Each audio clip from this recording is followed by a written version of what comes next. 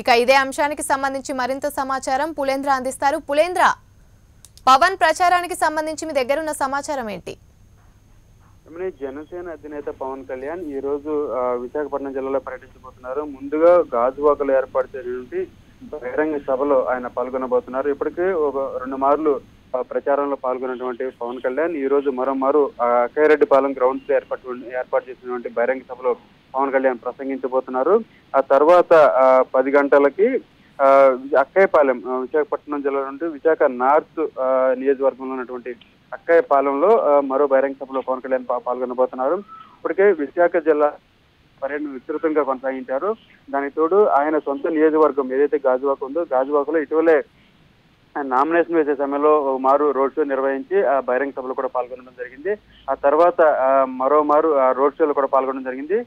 గాజువాక నియోజకవర్గంలో జనసేన అధినేత పవన్ కళ్యాణ్ కు భారీ ఎత్తున జన సైనికులు స్వాగతం పలికింది కూడా సిద్ధమయ్యారు. ఇప్పటికే సభకు సంబంధించినటువంటి ఏర్పాట్లన్నీ కూడా దాదాపు పూర్తి అయ్యాయి. మరికొద్ది సేపట్లో పవన్ కళ్యాణ్ ఆ సభ ప్రాంగణాన్ని చేరుకోబోతున్నారు. ఆ తర్వాత విశాఖ నార్త్ లో ఏర్పాటు చేసినటువంటి మరో బహిరంగ సభలో పవన్ కళ్యాణ్ పాల్గొని ఈ రోజు సాయంత్రం తిరుపతిలో ఏర్పాటు చేసినటువంటి బహిరంగ సభలో పవన్ కళ్యాణ్ పాల్గొనబోతున్నారు. ఈ సభలో ప్రత్యేకంగా బీఎస్పీ అధినేత్రి మాయావతి కూడా ఈ కార్యక్రమంలో పాల్గొనబోతున్నారు. నిన్నే బీఎస్పీ అధినేత్రి కూడా చెప్పడం జరిగింది, రానున్న రోజుల్లో ఆంధ్రప్రదేశ్ రాష్ట్రానికి పవన్ కళ్యాణ్ ముఖ్యమంత్రి కాబోతున్నారు.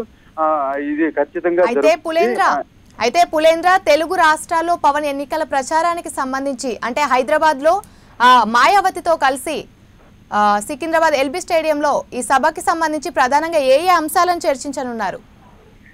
ముఖ్యంగా ఈ రోజు మధ్యాహ్నం ముందుగా తిరుపతిలో నిర్వహించే బహిరంగ సభలో పాల్గొన్న తర్వాత జనసేన అధినేత అదేవిధంగా బీఎస్పీ అధినేత్రి మాయావతి సాయంత్రం 5 గంటల ప్రాంతంలో హైదరాబాద్ లో ఏర్పాటు చేసినటువంటి మరో బహిరంగ సభలో పాల్గొనబోతున్నారు. ముఖ్యంగా తెలంగాణకు సంబంధించినటువంటి అంశాలను ముఖ్యంగా అక్కడ టీఆర్ఎస్ చేసినటువంటి అవినీతి ఏదైతే ఉందో అవినీతిని ముఖ్యంగా ప్రస్తావించబోతున్నారు.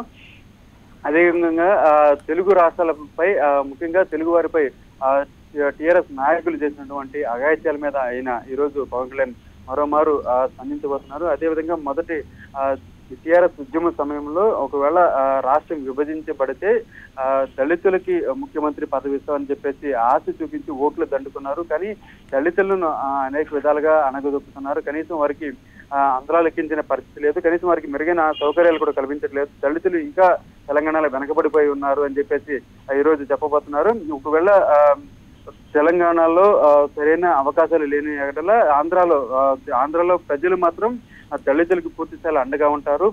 మాయావతిని ప్రధాని చేయడమే లక్ష్యంగా ముందుకు వెళ్తామని చెప్పేసి కూడా నిన్న పవన్ కళ్యాణ్ చెప్పడం జరిగింది. తెలంగాణలో ఉన్నటువంటి అంశాల మీద ఈ రోజు మాట్లాడే అవకాశం. Okay, right. Thank you Pulendra.